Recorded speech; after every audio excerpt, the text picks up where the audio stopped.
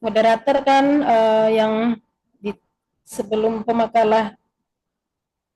Ya, ini pemakalah pertama ya saja ya, Masya Allah. Hmm. Siapa moderator kita?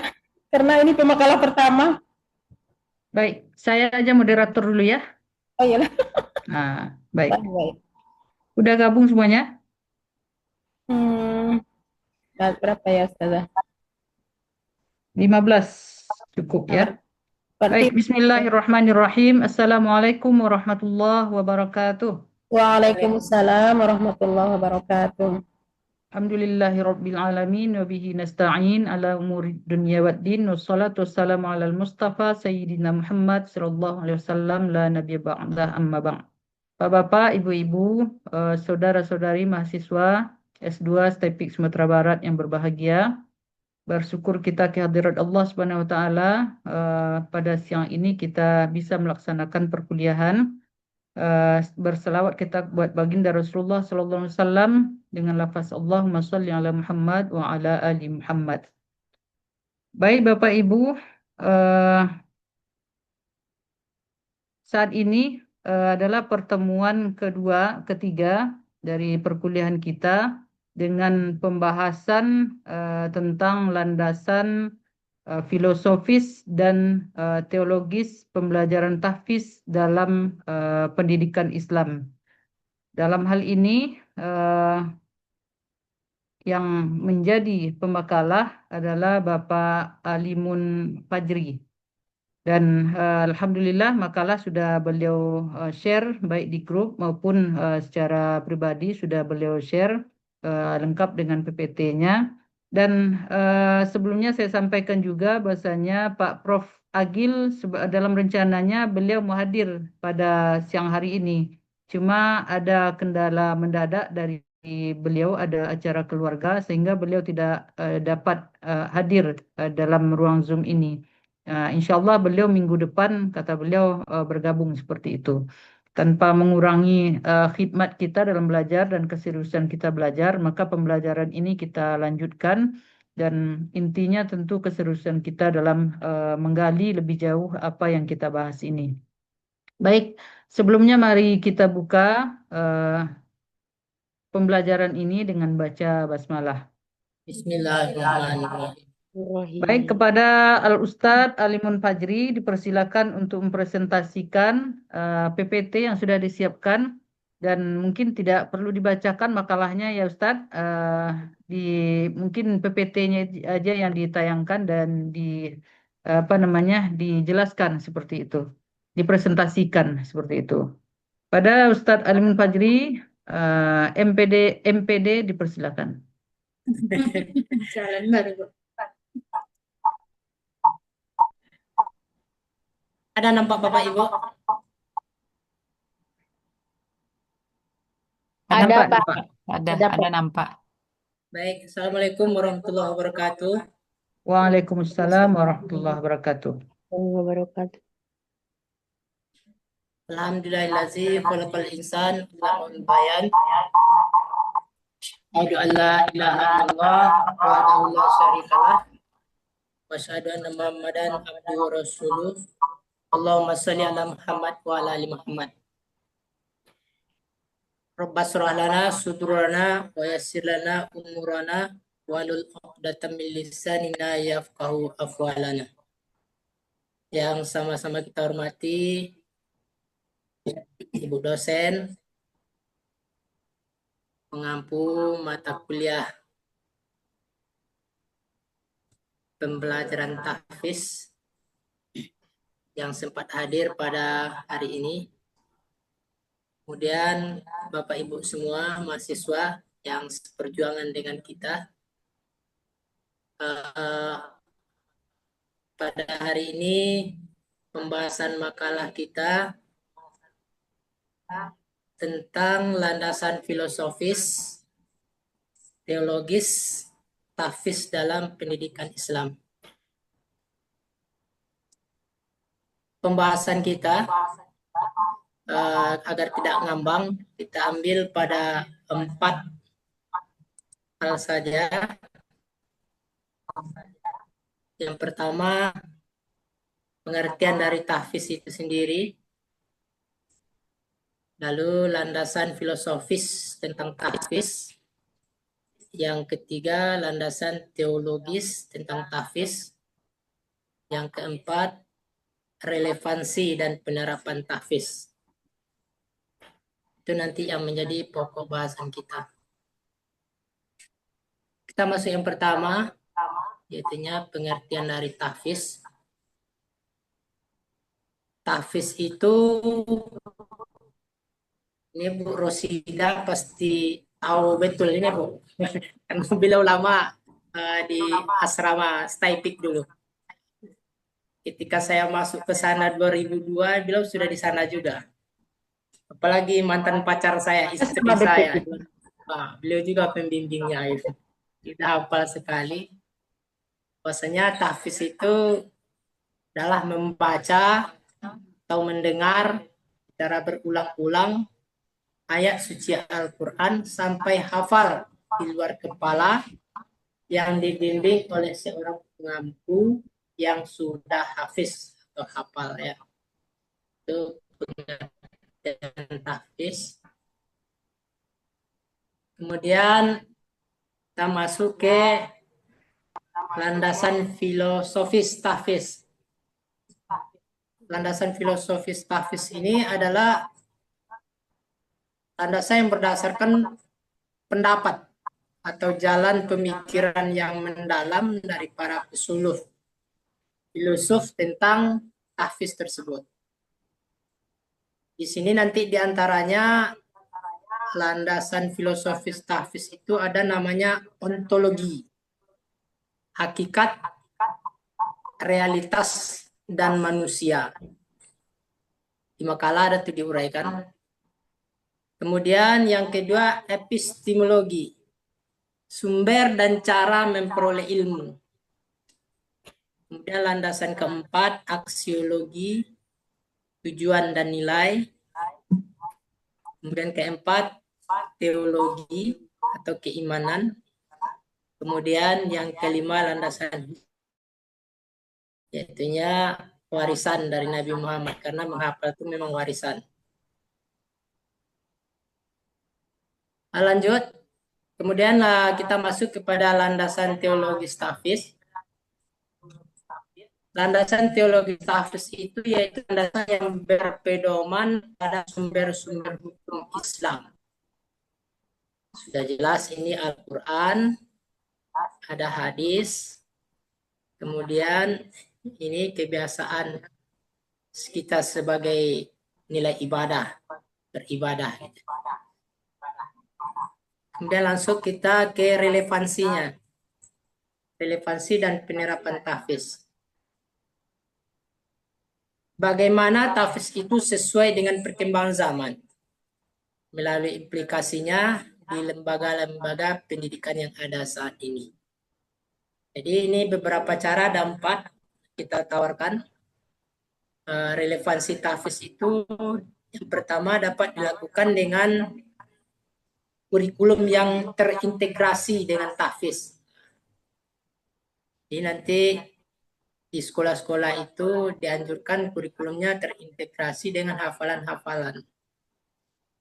Apapun bidang studinya. Kalau bisa khusus bil khusus ada tahfiz, hari ini pun ada.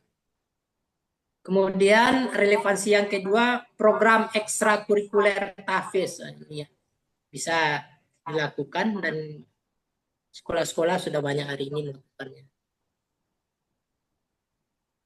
Yang ketiga, tahfiz dengan pendekatan tematik.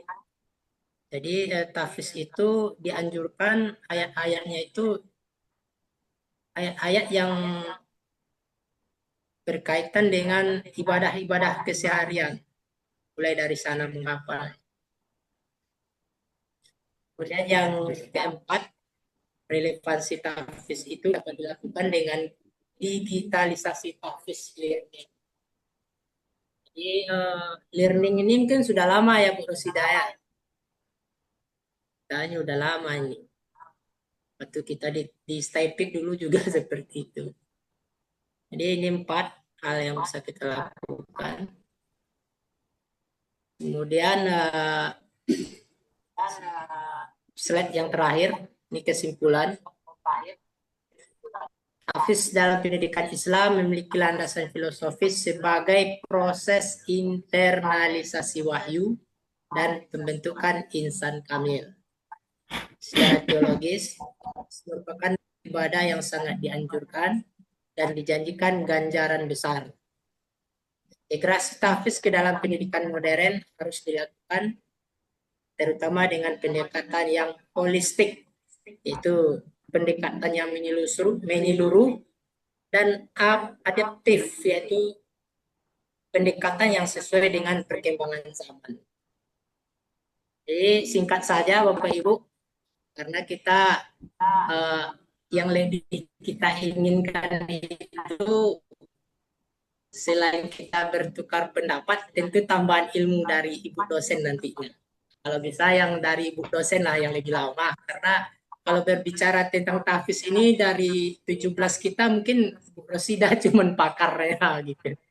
Jadi Bapak Ibu, barangkali itu pemaparan makalah dari saya. Andai kata ada yang perlu kita bicarakan atau kita komen kepada Bapak Ibu dengan segala hormat.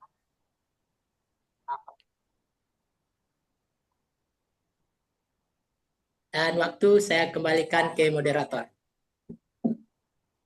Baik, terima kasih Pak Alimun Fajri sudah mempresentasikan makalahnya dengan waktu yang relatif singkat ya, dan cukup jelas.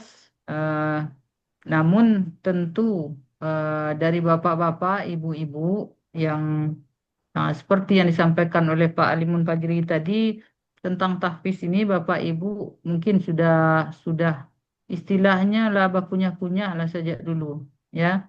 Ah, ya. Dan tidak hanya dari segi teori, tapi dari segi prakteknya yang lebih banyak seperti itu ya. Ah, Kata Pak Limun Fajri juga tadi kita mengharapkan lebih banyak dari dosen lah kira-kira kalau bisa begitu ya. Insya Allah ya. Jadi Pak Alimun kita batasi waktu sampai pukul 15 ya. Tanya jawabnya sampai pukul 15. Baru nanti pukul 15 sampai asar nanti insya Allah akan saya jelaskan. Sebab kalau saya jelaskan semua, tentu Bapak Ibu pun tidak terpancing juga untuk bertanya. Istilahnya kalau belajar di perguruan tinggi, apalagi di S2, tentu yang menjadi pusat pembelajaran itu adalah siswa atau diistilahkan dengan student center learning ya. Pembelajaran yang berpusat kepada siswa yang semestinya yang lebih banyak aktif dalam belajar seperti itu. Kalau yang lama-lama biasanya khusus yang apa namanya memang teacher center learning ya, guru sebagai pusat pembelajaran. Maka segitulah yang dapat oleh murid. Tapi kalau student center learning bisa jadi yang dikasih oleh dapatnya lebih daripada itu 2 gelas karena dia lebih gencar lagi mencari informasi, mencari bahan sehingga terbahas lebih dalam lagi seperti itu. Tapi yang jelas tentu ya memberikan pemahaman itu tentu tugas guru seperti itu.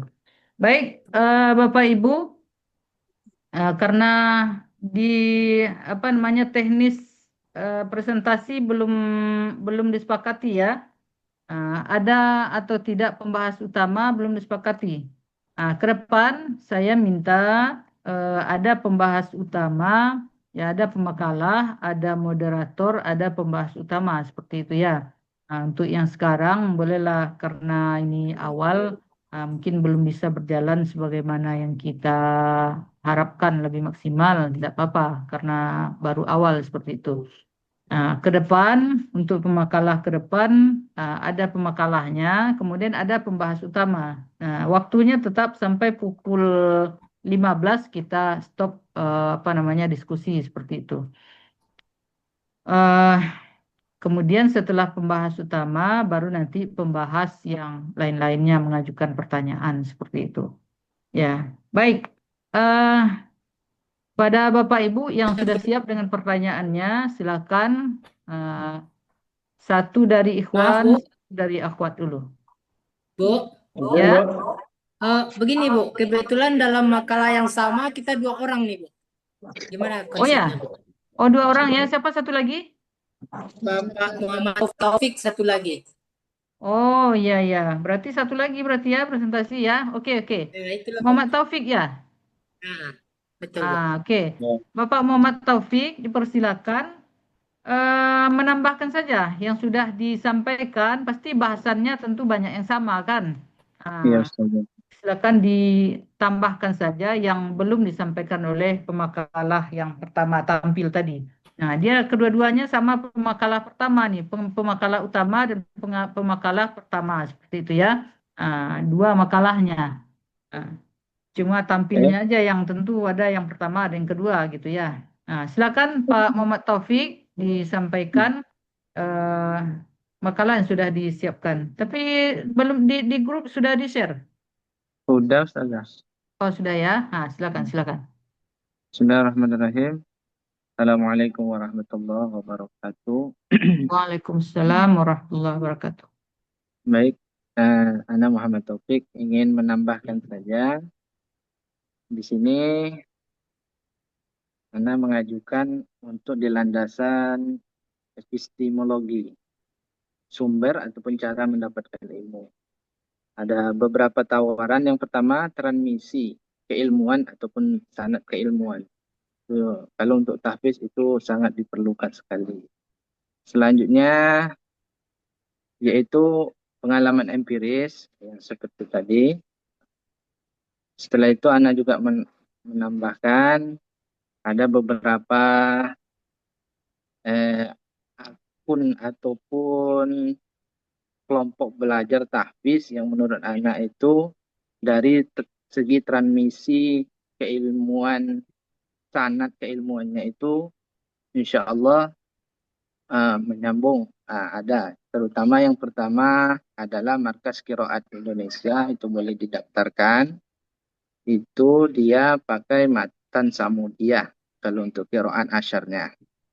Dan qiraat qiraat sabaahnya itu pakai Satibiyah. Setelah itu Akademi Al-Wafa, Mahkota Tahfiz Online, Tahfiz Online, Qaf Hafizem Darul Hufaz Indonesia. Itu saja. Mudah-mudahan dari informasi ini untuk banyak kawan-kawan kita untuk sama-sama belajar, terutama di bidang Al-Quran. Sekian. Itu aja tambahnya Ustazah. Assalamualaikum warahmatullahi wabarakatuh.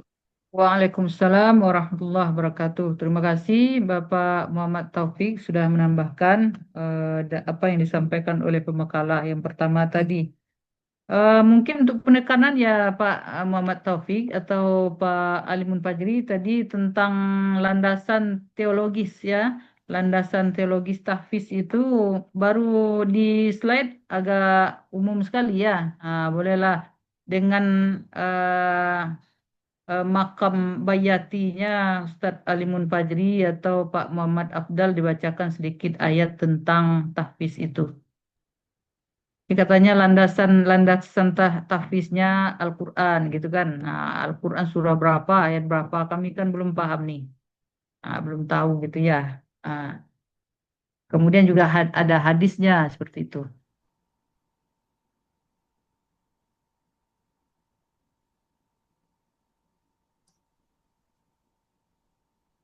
Silakan Ustadz Alimun Fajri. Oh, baik Bu. Landasan.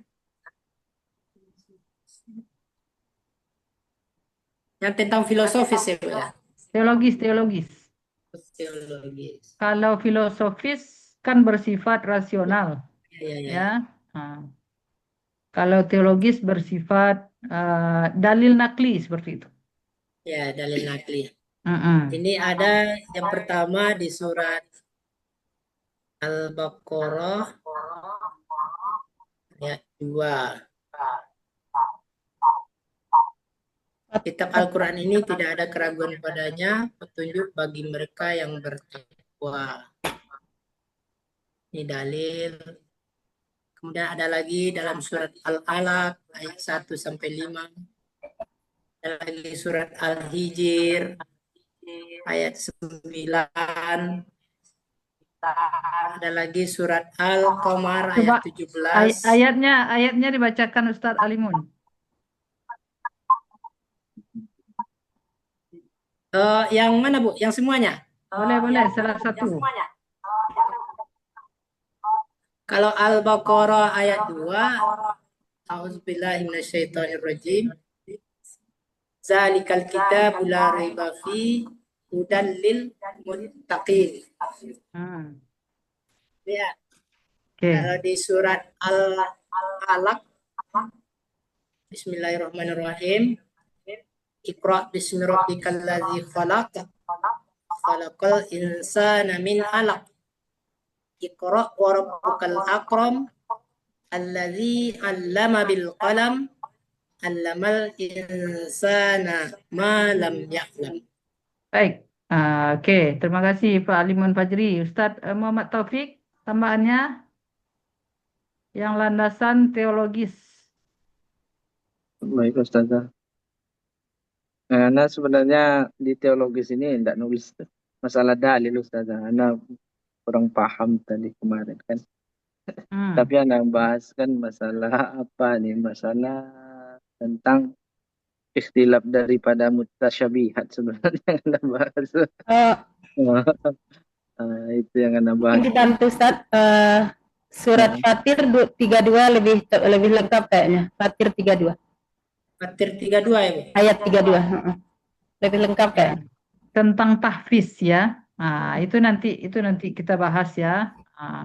Ini kan landasan teologis tahfiz ya. Baik, baik Bapak Ibu, kedua pemakalah sudah menyampaikan, mempresentasikan makalahnya. Tentu di Bapak Ibunya tentu ada pertanyaan-pertanyaan yang mau diajukan untuk membahas masalah ini secara lebih rinci dan lebih mendalam. Maka kepada Bapak Ibu silakan mengacungkan tangan. Ya, yang mau menyampaikan pertanyaan. Untuk sementara dulu satu ikhwan, satu akhwat.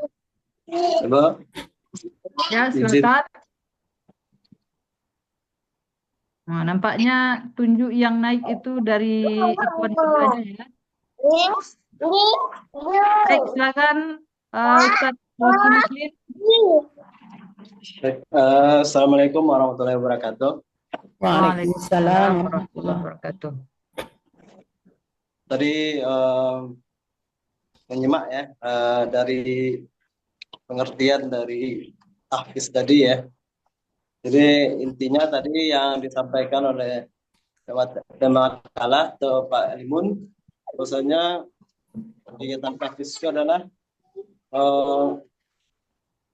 kalau intisarinya ya, menyetorkan hafalan Al-Quran dan itu nanti disimak oleh mentor atau ustadz ya, kan gitu ya. Intinya ya Pak ya tadi itu. Cuman kalau saya melihatnya itu masih kurang akurat gitu. Karena itu baru berdasarkan, kalau dilihat baru berdasarkan pengalaman ya, atau pengalaman pribadi definisinya gitu. Jadi kalau kita lebih mendefinisikan secara belum. Kalau kita mendefinisikan secara lebih luasnya, itu tahfiz adalah kegiatan menghafal dan menjaga hafalan Al-Quran secara sistematis.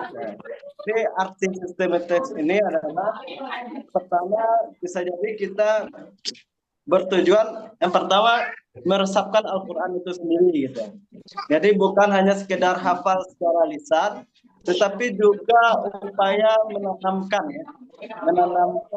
kalam Allah itu ke dalam hati dan pikiran dan dapat dilahirkan dalam perbuatan. Kemudian dan juga tahfiz itu bertujuan sebenarnya dalam keutamaan ibadah dan juga dalam pembentukan karakter. Mungkin itu adalah tambahan sehingga yang dimaksud tahfiz itu sektor menghafal dan disetor gitu.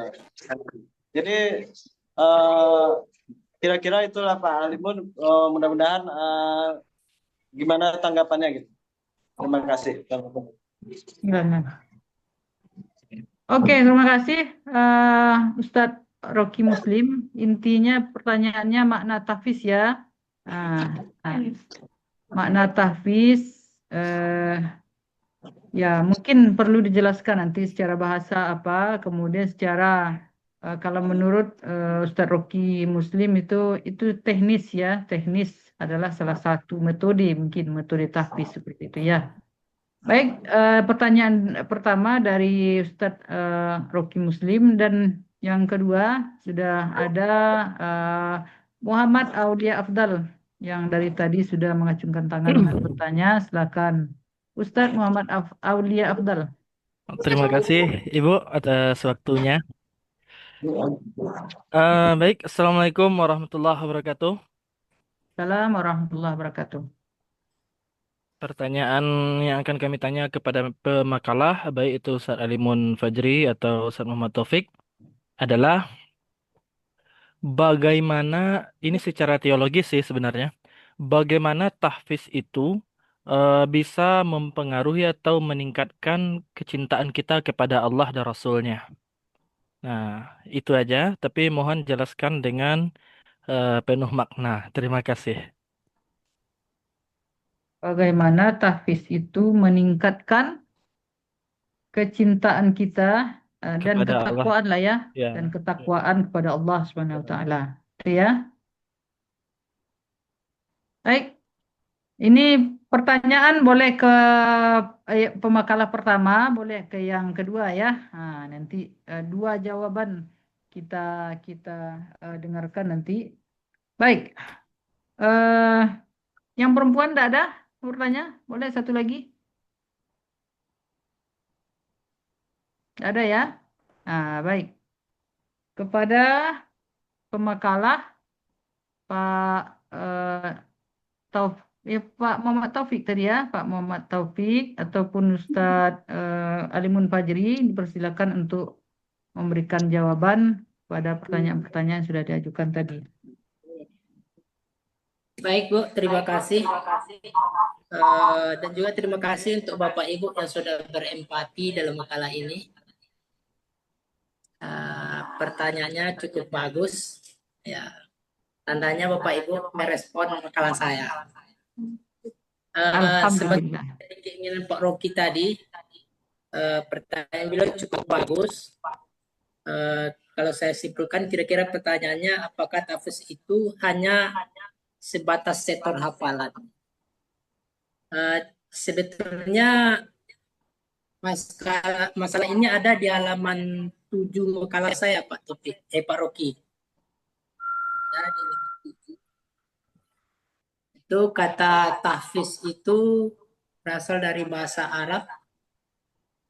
Hafiz, yahfazu, hifzan. Lagi Ustaz. Apa? Asal katanya apa tuh?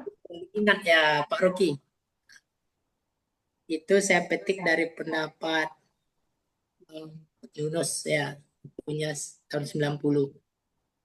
Jadi tahfiz itu tidak hanya sekedar setor hafalan begitu, Pak Rocky ya, karena istaifik itu ada beberapa istilah waktu kita tahfiz itu, ada istilah tasmi, ada takrir, ada fahmul.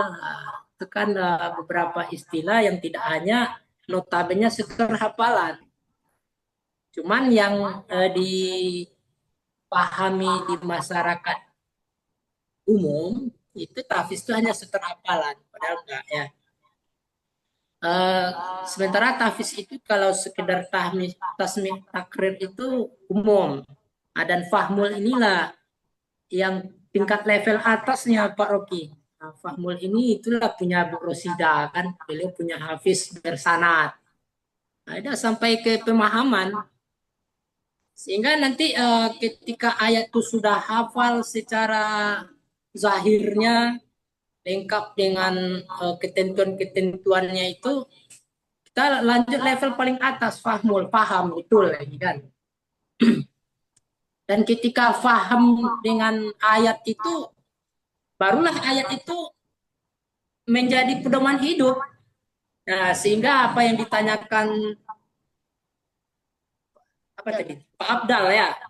Pak Abdal, bagaimana dia mempengaruhi? Kalau kita udah tahu maksudnya pasti berpengaruh itu. Maka akan berpengaruh kepada jalan hidup kita. Kita misalnya orang-orang yang sudah paham agama, ketika tahu kebenaran udah pasti kita lakukan kebenaran itu. Nah, itulah dia barangkali sekilas jawaban yang dapat saya uraikan untuk Bapak Rocky, sekaligus juga Pak Afdal ya, karena agak saya singgung sedikit ke sana.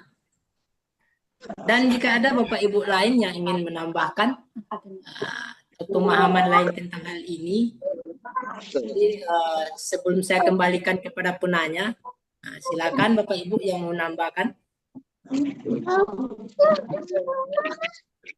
Pak Muhammad Taufik, silakan. Ustazah. Baik, Ana ditanya pada pertanyaan yang kedua. Yang namanya tahfiz itu kan salah satu bentuk dia kan amaliyah dia. Jadi kalau amaliyah itu pertama kita tengok sudut pandang fikihnya. Kalau kita mengikut daripada Mukhtasar Raudhah, itu Imam Ghazali itu dia kalau mengistimbatkan suatu hukum gitu kan, dia itu nafyul asal. Artinya istishab dulu, jadi hukum asal. Hukum asal daripada amaliyah, tahfiz itu adalah fardu kifayah. Nanti dia bisa akan berubah menjadi fardu ain, akan bisa juga berubah menjadi haram. Tergantung taghayyurul ahkam bi taghayyuril amkan wal azman. Tergantung daripada keadaan dan situasinya. Jadi kalau hukum asalnya adalah fardu kifayah. Dia juga bisa jadi wajib ain ataupun fardu ain apabila itu masalah rukun solat seperti Al-Fatihah. Seperti Al-Fatihah. Jadi andaikan kita sudah sandarkan kepada bahwa ini amaliyah yang bobot daripada tanggung jawabnya itu besar, yaitu kita bertanggung jawab atas kewajiban setiap umat. Setiap umat ini kita laksana, kita menghafal Quran kamilan 30 juz gitu. Kita sudah melepaskan tanggung jawab beban hukum terhadap orang atau orang-orang yang di sekitaran kita. Maka itu pahalanya sangat luar biasa sekali. Sesuai dengan kaidah fikihnya. Maka na aktaruhu fi'lan, kana aktaruhu fa'lan. Jadi semakin besar, semakin banyak perbuatan kita, tanggung jawab kita, maka semakin besar juga pahala di sisi Allah. Itu yang pertama. Kita sandarkan dulu bahwasanya hukum daripada perbuatan kita menghafal kalamullah itu adalah fardu kifayah. Itu hukum asalnya. Nanti bisa berubah. Tergantung dengan keadaannya. Selanjutnya juga kita tuh ketika kita menghafal Quran, sandarannya tuh Allah Ta'ala gitu. Misal dari segi tasawuf gitu. Quran tuh kan banyak ayatnya. Kalau kita sandarkan kepada diri kita, itu tidak akan selalu kecewa. Apa kata Ibnu Athaillah As-Sakandari itu? Astagfirullahaladzim, di hikam yang pertama itu intinya seperti ini. Andaikan sesuatu itu kita sandarkan kepada diri kita saja, nanti sesuatu itu gagal, perbuatan itu gagal, maka kita akan kecewa. Maka di dalam amaliyah tahfiz itu sandaran pertama adalah Allah Ta'ala. Salah satu amalan daripada guru-guru kami adalah setiap pagi baca hasbunallah wa ni'mal wakil, ni'mal maula wa ni'man nasir 10, dan di sore juga 10. Artinya apa? Tidak ada kekuatan kita terhadap, kita memang punya keinginan untuk menghafal Al-Quran. Tapi takdir daripada Allah itu kan menentukan. Ada yang selesai, ada yang tidak gitu. Terus ada ayat wa innahu lahafizun misalnya. Kan Allah yang menjaga gitu. Kami yang menjaga kata Allah kan. Kami yang menjaga Al-Quran itu kan. Kalamullah itu kan. Andai kan kita ditakdirkan menghafal Al-Quran kamilan, berarti itu caranya Allah dengan menunjuk kita supaya Al-Quran itu terjaga melalui kita. Saya bangga juga dengan Indonesia ini.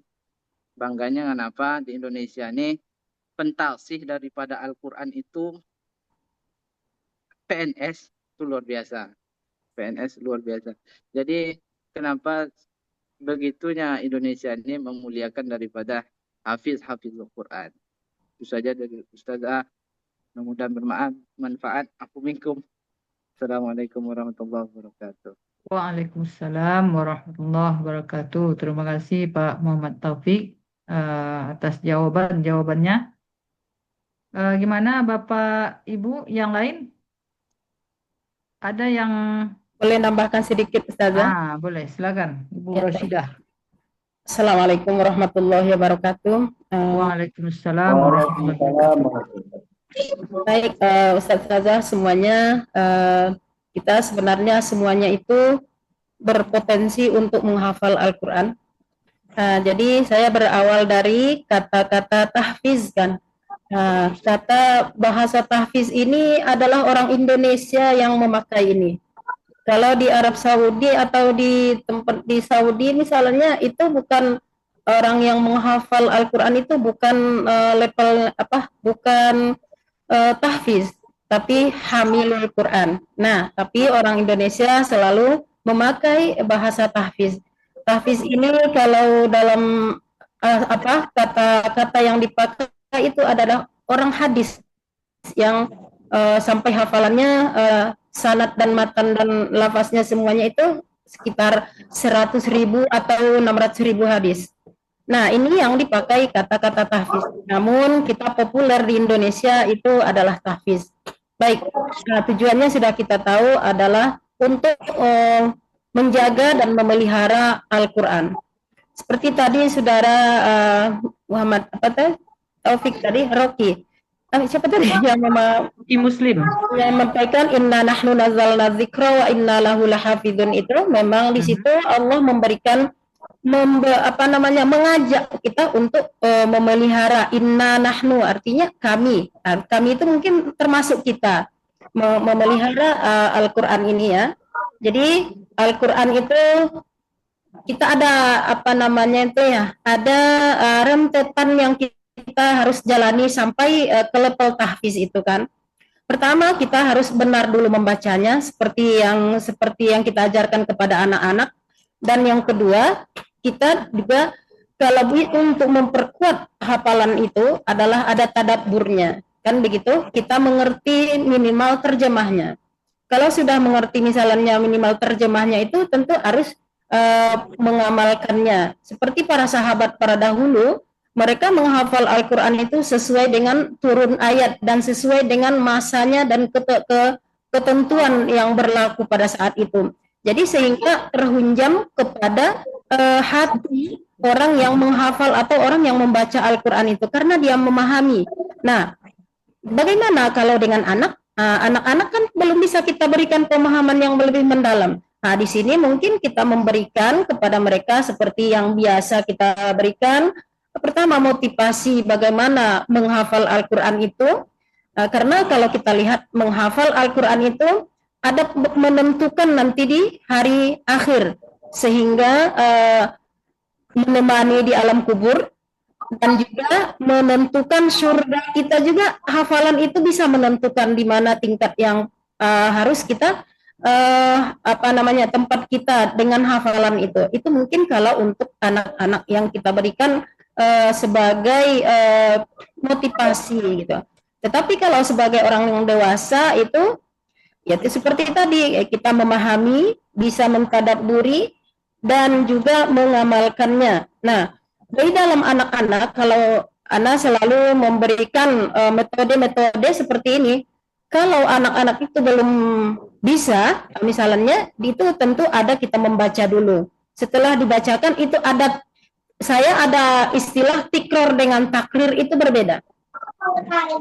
Kalau takrir itu sama dengan murojaah, yaitu hafalan yang sudah berhari-hari kita hafal. Misalnya hafalan minggu yang lalu, hafalan kemarin, atau hafalan yang sudah lama. Itu takrir artinya sama dengan murojaah. Dengan murojaah ini hafalan bisa selalu bertahan gitu. Nah, ada yang namanya istilah dengan tikror. Tikror ini setelah kita membaca, seperti saya juga misalnya sudah menghafal sebentar ini, nah kita akan ulang kembali selama dengan beberapa detik setelah kita setorkan kepada guru. Terus menghafal Al-Quran, guru harus ada, tidak boleh sendiri. Itu yang paling utama adalah ada guru dan yang membimbing. Mungkin itu sedikit tambahan dari saya karena ini adalah dasar. Pembahasan kita ini masih dasar, belum lagi kepada metode-metode. Nah, yang perlu kita ingat adalah ini menyambungkan hati kepada Al-Quran. Ini salah satunya di sini. Kalau hati kita tidak tersambung dengan Al-Quran, ini akan sulit dengan menghafal Al-Quran. Mungkin itu saja tambahan dari saya. Wabillahi taufiq wal hidayah. Assalamualaikum warahmatullahi wabarakatuh. Waalaikumsalam warahmatullahi wabarakatuh. Baik, terima kasih Ibu Rashidah sudah menambahkan untuk memperjelas jawaban-jawaban yang diberikan. Masih 1447, ada yang mau menambahkan jawaban atau menambahkan pertanyaan? Ibu, boleh Ya. Bu menambahkan Bu? Oh ya, silakan Rita Siska. Iya, Ibu, terima kasih sebelumnya. Assalamualaikum warahmatullahi wabarakatuh, Bu. Waalaikumsalam warahmatullahi wabarakatuh. Yang ingin saya tambahkan adalah pertanyaan yang diajukan oleh Saudara Afdal, Bu, mengenai bagaimana tahfiz ini meningkatkan ketakwaan kepada Allah Subhanahu wa taala dan Rasul-Nya. Kalau bagaimana cara meningkatkan, mungkin ini lebih tidak hanya dihafal, tapi dikaji, dibahas, dianalisis, seperti itu Saudara Afdal. Jadi tidak hanya menghafal saja, apalagi Saudara Afdal kan punya pondok tahfiz itu. Jadi harus jelas arah endingnya rumah tahfiz yang Afdal buat gitu. Jadi kalau menurut pendapat saya tuh bagaimana cara meningkatkan, berarti program yang dibuat dalam pembelajaran tahfiz itu harus tidak hanya menghafal, tetapi harus mengkaji lebih dalam sehingga dalam kehidupan sehari-hari seperti apa yang diinginkan oleh Allah itu dapat dilakukan oleh kita gitu, Bu. Demikian dari saya, Bu. Terima kasih. Assalamualaikum warahmatullahi wabarakatuh. Kembali ke Ibu. Waalaikumsalam warahmatullahi wabarakatuh. Mantap ya, jawabannya ringkas, tepat dan padat ya, Rita Siska. Ya baik. Ini ada nampaknya yang memberikan tanggapan juga Ustadz Jamal. Ya, ini jalan-jalan tunjuknya. Silakan Ustadz Jamal. Baik, bismillahirrahmanirrahim. Izin menanggapi Bu tentang pertanyaan Ustadz tadi tentang makna tahfiz. Di sini Jamal ingin berpendapat Bu. Tapi kan pendapat Jamal kan tergolong pendapat yang lemah nih, karena berdasarkan logika Jamal sendiri saja dan pengalaman hidup. Kan begitu. Kalau menurut Jamal Bu, tahfiz itu hampir sama dengan tadabbur nggak? Soalnya kan gini Bu, Jamal kan ngajar ngaji kan. Jadi murid-murid Jamal tuh baik yang muda, yang tingkat-tingkat SD ataupun SMP, dan ada yang tua juga gitu kan. Ada mereka tuh yang kesulitan sekali menghafal Al-Quran. Ya mungkin karena faktor waktu awal-awal belajar tajwidnya mungkin kurang pas. Jadi pas mengajar, pas menghafal tentu susah gitu kan Bu. Terus Jamal mikir-mikir gini Bu, ya Allah kalau mereka nih sulit ngaji sedangkan usianya udah tua, apakah mereka masih bisa jadi golongan orang-orang yang hafiz atau yang hufaz gitu, atau yang kata Bu Rashidah hamilul Quran gitu kan. Sebab mereka kayak yang tua-tua ini kan Bu, Al-Quran memang nggak hafal sama mereka gitu kan. Mungkin Al-Baqarah aja satu pojok nggak hafal sama mereka. Tapi kalau isi kandungan Al-Quran tuh mereka tahu tentang hukum mencuri, sholat, zakat, lalu kemudian setelah suaminya meninggal berapa lama mau menikah lagi, tahu mereka hukum-hukum seperti itu. Apakah mereka itu termasuk hamilul Quran juga Bu gitu. Cuma penasaran sebab kalau di Al-Quran kan nggak ada tuh yang kalimat spesifik ya Bu ya disuruh menghafal. Cuman dalam Al-Baqarah ayat 38 tuh Bismillahirrahmanirrahim, faman tabi'a hudaya fala khaufun alaihim wala hum yahzanun. Siapa yang mengikuti petunjukku, mereka nggak usah sedih, nggak usah resah gitu kan. Nggak usah cemas gitu. Itu Jamal mau nanya nih Bu gitu. Apakah menghafal itu sama dengan tadabbur bagi orang-orang yang sulit sekali untuk menghafal gitu Bu? Makasih ya Bu. Assalamualaikum. Ini pertanyaan nih Jamal. Oh iya ya pertanyaan jadinya ya Bu. Ya. Ya. Oke. Baik. Ada lagi?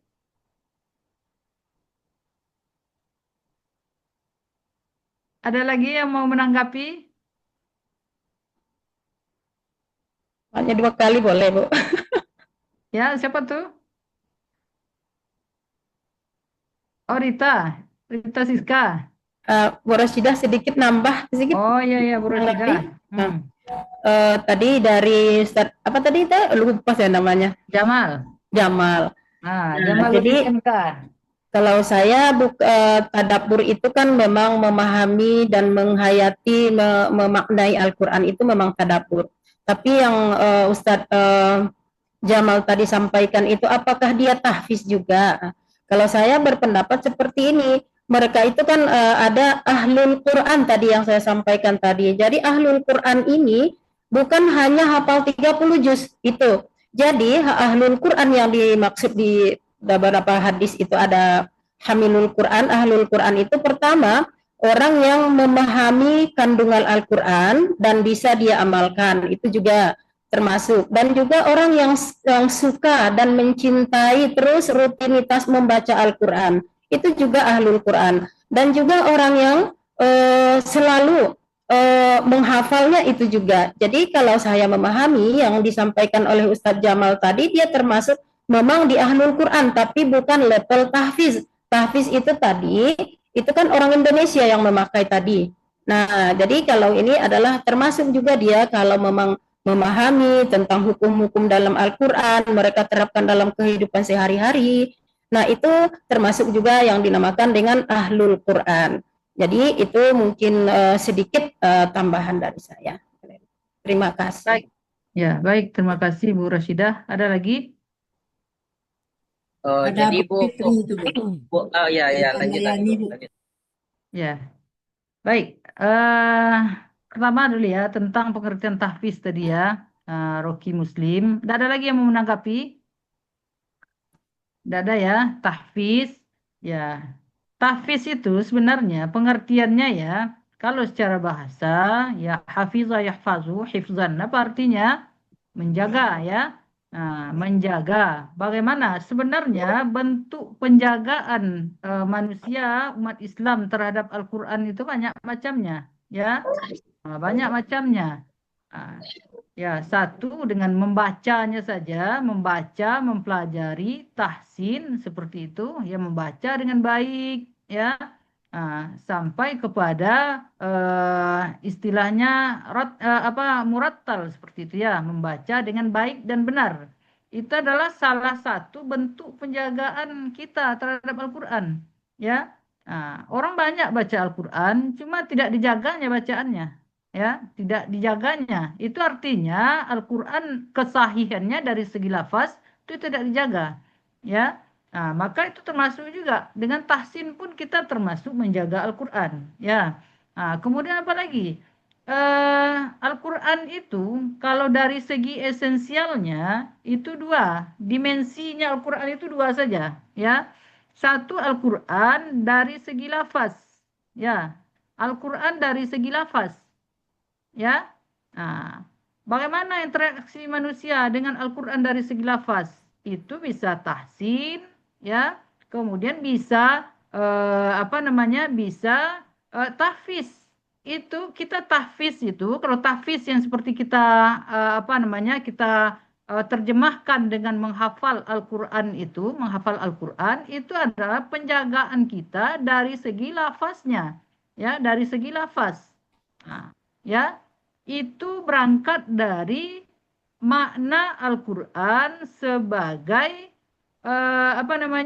beribadah membacanya, ya. Nah, man qara'a harfan min kitabillah ya falahu bihi hasanah, ya. Siapa yang membaca satu huruf saja dari kitab Allah dalam kurung Al-Quran, falahu bihi hasanah, ya, maka untuknya satu kebaikan, begitu ya.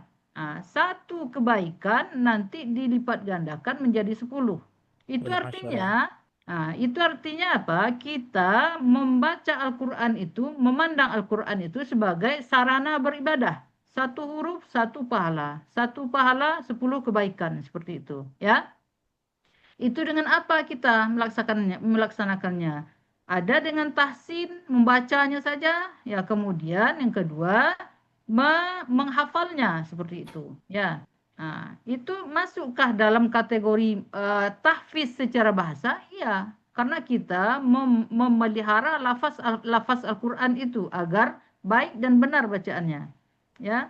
Nah, dan belum tentu juga orang kadang-kadang tahfiz sudah menghafal Al-Quran tapi bacaannya tidak benar, ya. Nah, bacaannya tidak benar, jatuh juga nanti kepada tidak memelihara Al-Quran jadinya, ya.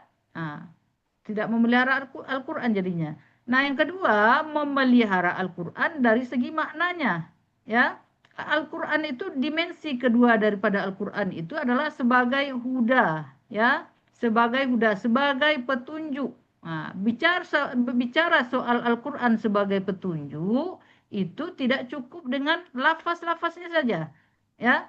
Tidak cukup dengan tahfiz menghafal ayatnya saja, tidak cukup dengan membetulkan bacaannya saja, ya. Itu harus yang katanya tadi mentadabburi, ya, harus memahami, ya, harus memahami, mendalami maknanya. Supaya apa? Supaya Al-Quran itu bisa menjadi hudan, sebagai petunjuk, ya, sebagai petunjuk bagi umat Islam, begitu, ya.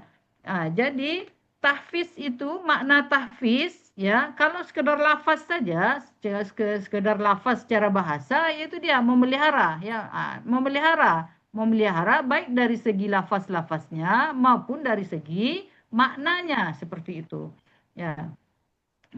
Nah, bagaimana memasukkan, ya, sebenarnya tahfiz itu tidak hanya menghafal lafaz-lafaznya saja. Betul Ustaz Ruki, ya. Kalau menghafal lafaz-lafaz Al-Quran saja, ayat-ayat Al-Quran saja, banyak orang yang bisa, ya. Nah, kan ada cerita, ya, seorang orientalis naik pesawat dia, ya.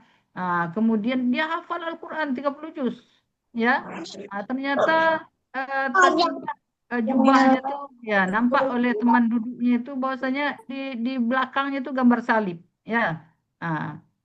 Dia ceritanya selama di atas pesawat itu dia hafiznya 30, hafal Al-Quran ke 30 juznya hafal, ya. Tapi agamanya apa? Agamanya Kristen, ya. Nah, artinya apa? Kalau sekedar menghafal saja, menghafal Al-Quran dari segi lafaz, dari segi teksnya, itu semua orang bisa, ya. Maksudnya tidak orang Islam pun bisa, ya. Itu karena itu apa? Terkait dengan daya ingat juga, kemampuan orang menghafal, ya, kemampuan orang menghafal seperti itu. Banyak kok orientalis yang hafal Al-Quran seperti itu. Tapi dia sekedar hafal saja, tidak mampu menjadi hidayah bagi dia Al-Quran itu, seperti itu. Tidak mampu mendatangkan hidayah pada dia Al-Quran itu, seperti itu, ya. Nah, yang dimaksud tahfiz secara maknawi yaitu tadi tidak hanya menghafal dari mulut saja, ya, tidak hanya menghafal pada mulut saja, tetapi juga menanamkannya ke dalam jiwa, ya. Nah, menanamkannya ke dalam jiwa sehingga menjadi penggerak, ya, menanamkan Al-Quran itu ke dalam hati, ya, sehingga Al-Quran itu menjadi penggerak gerak-geriknya, ya dari tubuhnya, nah, ya tercermin dari tingkah lakunya yang berpedoman kepada Al-Quran seperti itu. Jadi makna tahfiz itu sebenarnya kalau secara maknawi dalam, ya butuh interaksi kita dengan Al-Quran itu tidak hanya memahami lafaz, tidak hanya membaca lafaz-lafaznya, akan tetapi juga mentadabburi, memahami, membaca tafsirnya. Nah, kemudian itulah yang akan tertanam dalam jiwa dan itu yang akan mewarnai gerak-gerik si penghafal Al-Quran tadi seperti itu, ya. Oh, tentang apa namanya ada metode-metode. Nah, nanti kita dalam pembahasan selanjutnya banyak metode-metode yang akan dibahas banyak seperti itu, ya. Nah, itu untuk pengertian tahfiz, ya, Ustadz Rocky. Jadi sebenarnya apa yang Ustadz Rocky sampaikan betul, ya. Kalau tahfiz itu bermakna sebagai menghafal ayat-ayat Al-Quran saja, dan juga Bapak Ibu, kalau dari segi kita lihat, kita rujuk ke dalam Al-Quran, memang istilahnya itu memang apa namanya tahfiz, ya. Inna nahnu nazzalna dzikra wa inna lahu lahafizun, ya. Nah, itu di mana-mana ayat tentang tahfiz itu yang disampaikan, ya. Nah, di mana-mana juga rujukan referensi kita baca, landasan dari tahfiz itu ya inna nahnu nazzalna dzikra wa inna lahu lahafizun. Istilahnya hafiz, ya. Kata Ibu Rashidah tadi hafiz itu kalau orang Arab, ya, orang Arab ya itu ada yang apa dengan Al-Quran, ada juga yang tidak seperti itu, ya. Nah, kalau Al-Quran sendiri menyebut hafiz itu apa? Ya hafiz, betul. Kemudian juga kalau dalam hadis memang iya seperti itu. Keulamaan hadis, kepakaran hadis itu menguasai, hafal dia 300.000 hadis, lengkap sanad, matan, mengetahui kualitas hadis itu, maka dia bergelar hafiz, al-hafiz. Seperti Imam Syafi'i misalnya itu al-hafiz, ya. Imam Bukhari juga al-hafiz. Al-hafiz Ibnu Hajar al-Asqalani. Itu juga al-hafiz. Dia hafal hadis 3.000 lebih seperti itu. Ya. Jadi itu ya Ustadz Rocky tentang makna tahfiz. Kalau secara bahasa ya termasuklah kategori hafal di mulut itu, hafal di mulut masuk, ya. Lebih mendalam maknanya itu tidak hanya sekedar menghafal melalui mengingat di kepala, kemudian bisa melafazkan kapan diminta, kan itu, ya. Bisa melafazkan kapan diminta. Itu makna tahfiz secara bahasa yang tidak sebenarnya tidak dimaksud oleh inna nahnu nazzalna dzikra wa inna lahu lahafizun. Tidak sesederhana itu seperti itu. Ya, meskipun berat juga, menghafal 30 juz itu bukan sederhana, tapi beratnya luar biasa, ya. Tapi yang dimaksud oleh ayat ya lebih daripada itu, ya. Yang dimaksud oleh ayat seperti yang disampaikan oleh Bu Rashidah tadi, ya, dalam artian hammalatul Quran, dalam artian ahlul Quran, ya. Ahlullah, ahlul Quran, ya. Keluarga Allah itu siapa? Adalah ahlul Quran. Ya. Ma huwa ahlul Quran, ya itu dia yang tidak hanya sekedar menghafal. Kalau menghafal 30 juz ya banyak, ya, termasuk yang non-Islam pun ada, ya. Meskipun tidak banyak tapi ada. Itu kan yang dimaksud dengan ahlullah? Tentu tidak, ya. Tentu tidak. Adalah orang yang betul-betul Al-Quran itu menjadi jiwanya seperti itu. Baik, kemudian apa namanya pertanyaan Aulia Afdal tadi, ya, sejauh mana tahfiz itu meningkatkan ketakwaan seseorang kepada Allah Subhanahu wa taala, ya. Mungkin tadi sudah disinggung juga sebenarnya,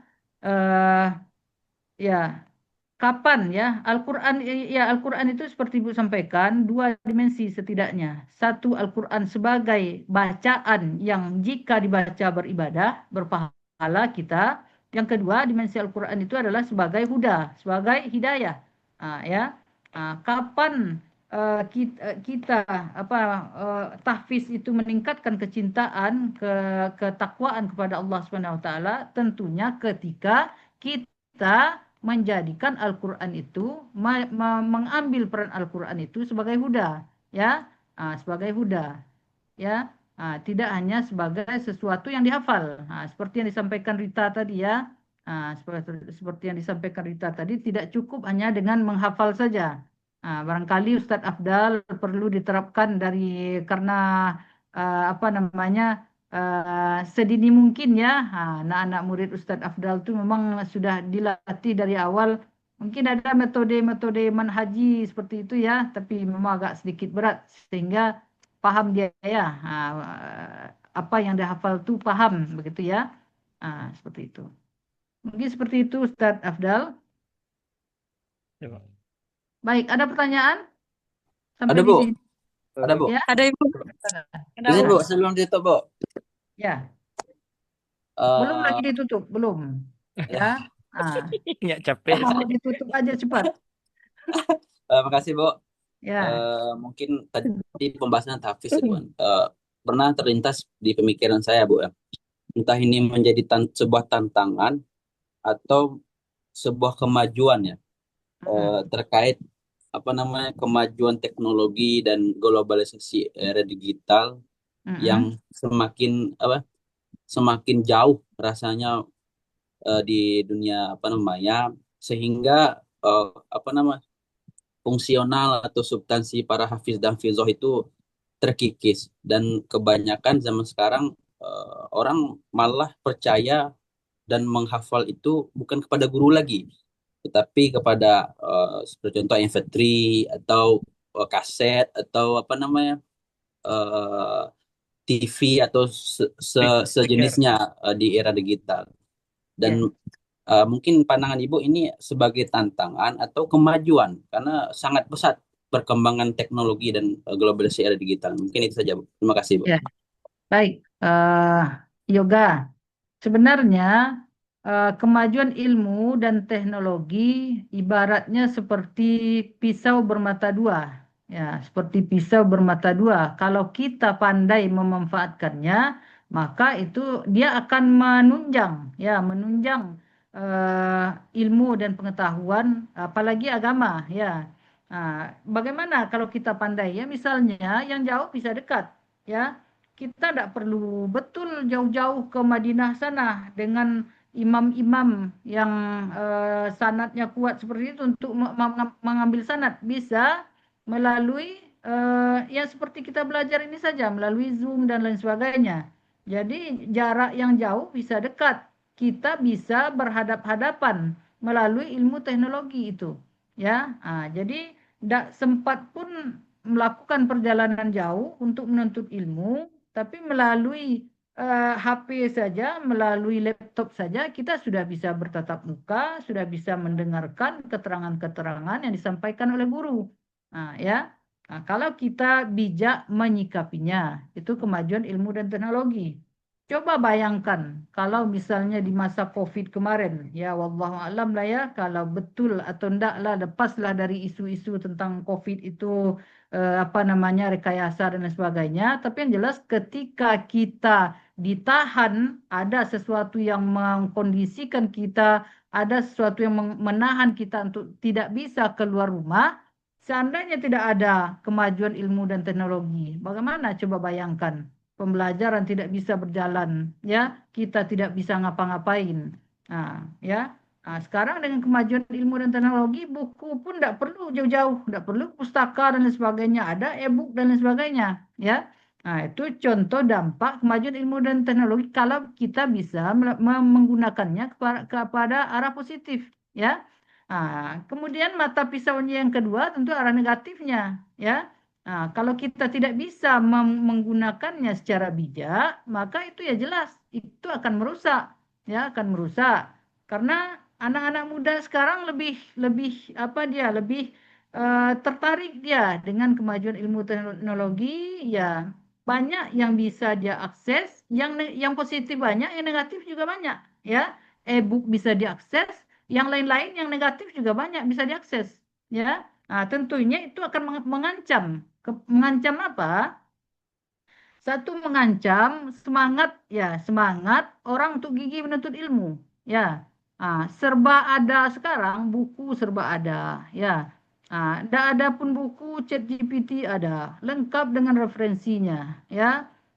Kemudian ada AI dan lain sebagainya. Kalau kita tidak bisa sikapi itu dengan bijak, itu jangan dikira sesuatu yang membantu, tapi menjadikan seorang murid yang tidak suka bekerja keras jadinya, ya. Menghasilkan murid yang tahunya senang-senang aja. Harusnya bagaimana? Bijaknya itu bagaimana?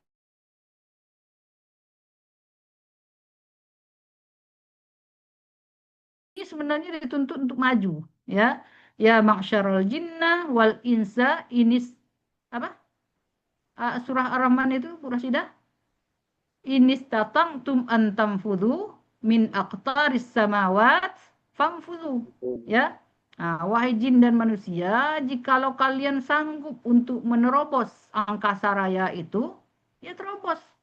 Nerobos angkasa raya dengan apa? Ya dengan kemajuan ilmu dan teknologi. Kata Allah, silakan Anda ke angkasa raya sana. Ya, kalian tidak akan bisa menerobosnya kecuali dengan illa bisultan. Kecuali kalian punya kekuatan. Kekuatan itu apa? Ilmu dan teknologi seperti itu. Kalau pengetahuan kita tentang ilmu dan teknologi itu tinggi, maka kita juga yang akan bisa mendapatkan ilmu yang banyak seperti itu. Kalau tidak, ya jadi pemalas.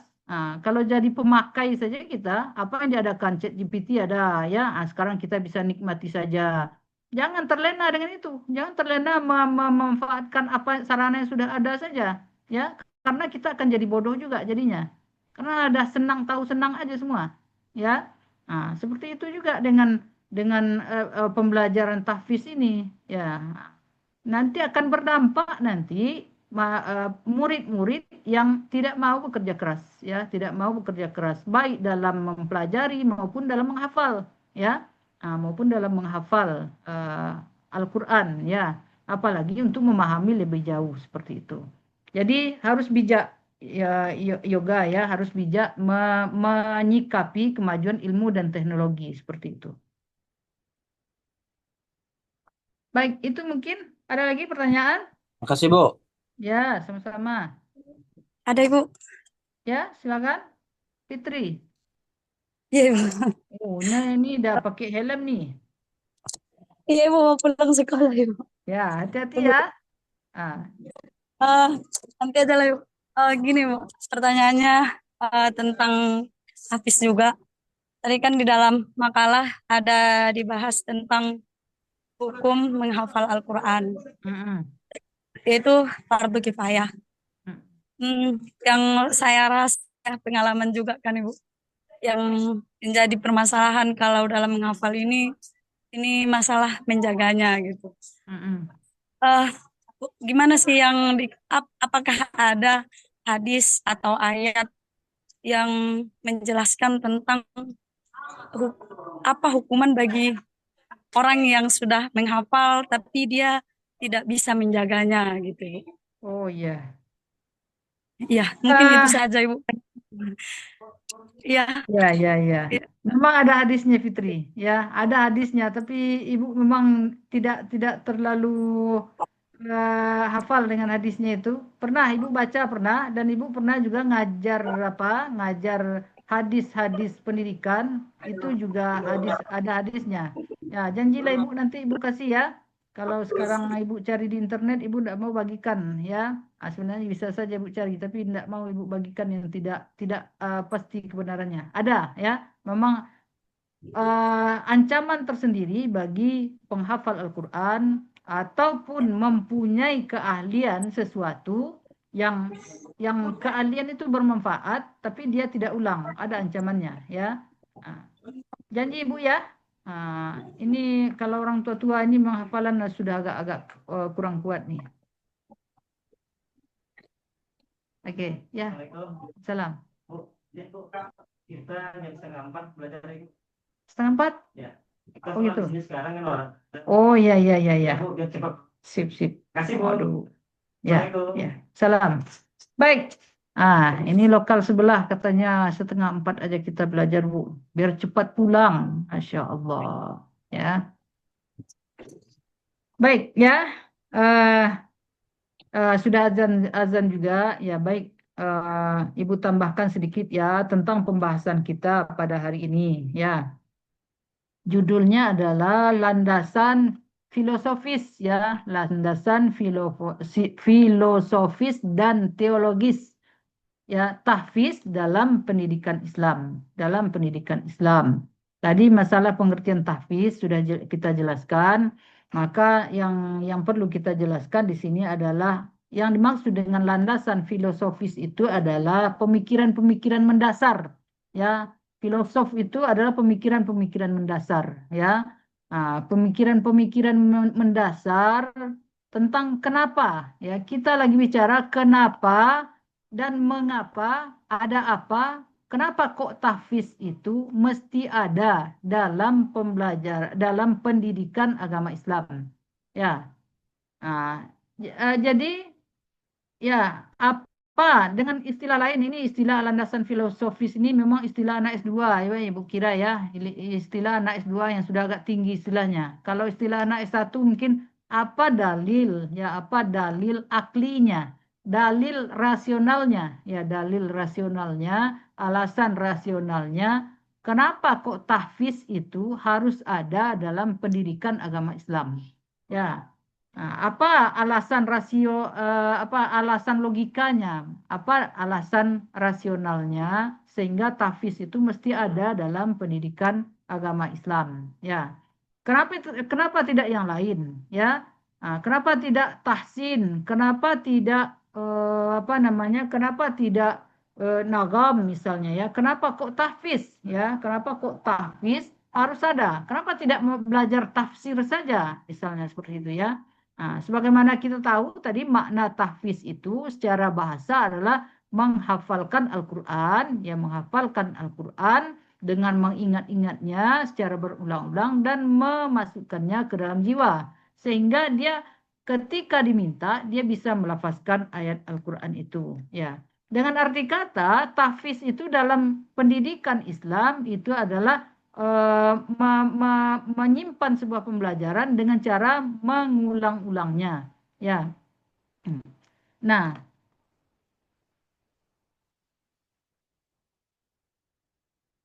baik, jadi landasan filosofisnya, alasan rasionalnya ya, kenapa tahfiz itu mesti ada dalam pendidikan agama Islam. Yang pertama adalah Al-Quran itu kalam Allah ya, kalam Allah. Kalam Allah artinya ketika orang menghafal Al-Quran itu, mengingat-ingat Al-Quran itu artinya adalah kita dalam mendekatkan diri kepada Allah seperti itu. Kalau berinteraksi ya, berinteraksi dengan Allah seperti itu ya. Itu satu. Jadi kita sebagai umat Islam sudah sewajarnya ya, sudah sewajarnya kita untuk berinteraksi ya, berinteraksi melalui kalam-kalam beliau, melalui kalam Allah ya, baik itu menghafalnya dengan baik dan benar sedikit atau banyak sehingga itu akan mendekatkan diri kita kepada Allah Subhanahu wa taala. Itu landasan dari segi ontologinya kata pemakalah tadi ya. Hakikatnya, dari segi hakikatnya itu kita menjaga interaksi kita, yang menjaga hubungan kita dengan Allah supaya lebih dekat dengan beliau. Dengan cara apa? Dengan cara mengulang, mengingat-ingat ayat-ayat Allah Subhanahu wa taala seperti itu. Yang epistemologi ya, landasan yang bersifat epistemologi. Landasan epistemologi ini apa?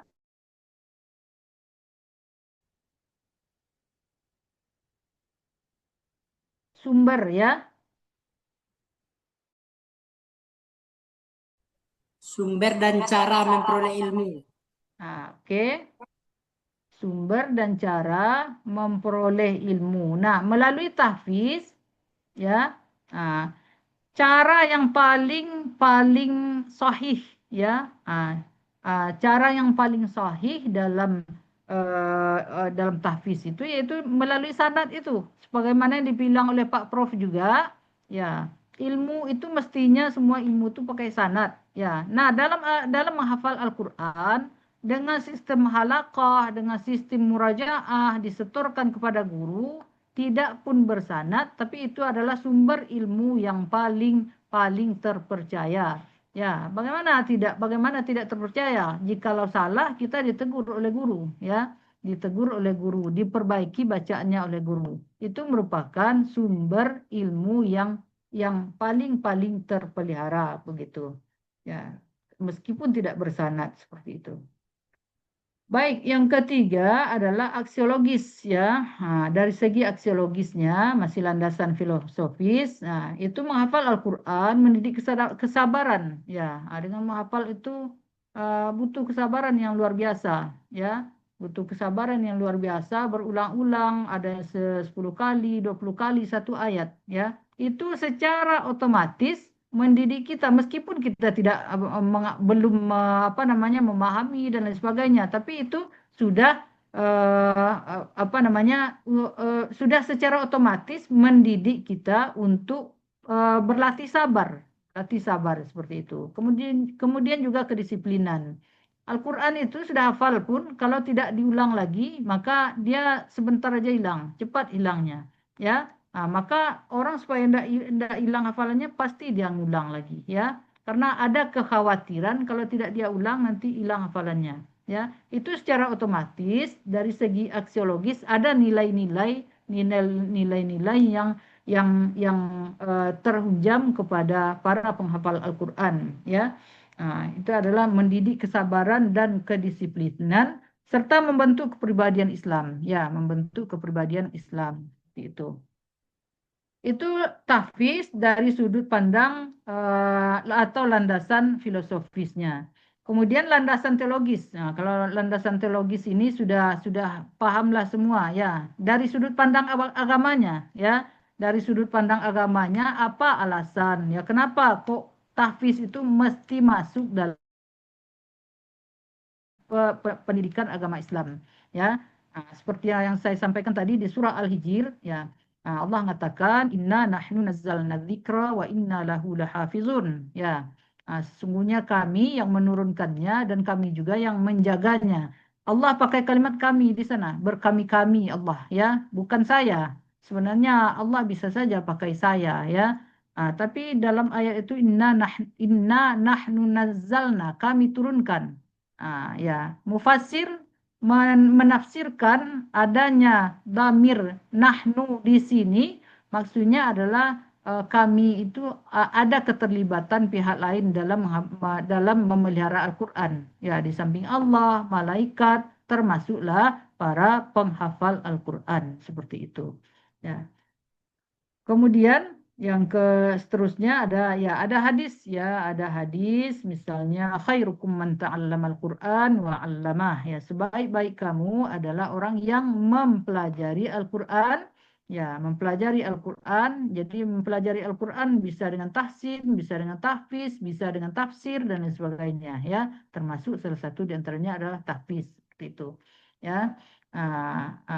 Wa 'allamah, tidak hanya mempelajari saja, belajar, S1 sudah belajar, S2 sudah belajar, S3 sudah belajar, tapi tinggal wa'allamahnya, tidak diajarkan. Salah kita, ya, salah kita. Belum lagi itu, ya. Nah, jadi seimbang, rajin mempelajarinya, harus rajin juga menyampaikannya, mengajarkannya. Apa yang dapat diajarkan, jangan disimpan, ya. Nah, karena ilmu itu harus berkelanjutan, harus turun-temurun. Kalau tidak, akan terjadi nanti krisis ulama. Ya. Nah.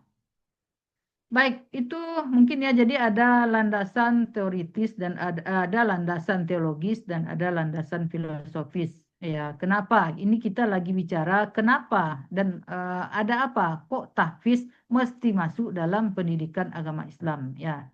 Nah, seperti itu. Ada urgensi tahfiz itu dalam sudut pandang pendidikan Islam, sehingga mesti ada seperti itu. Baik, itu mungkin Bapak Ibu yang bisa dijelaskan dan dibahas dari makalah ini.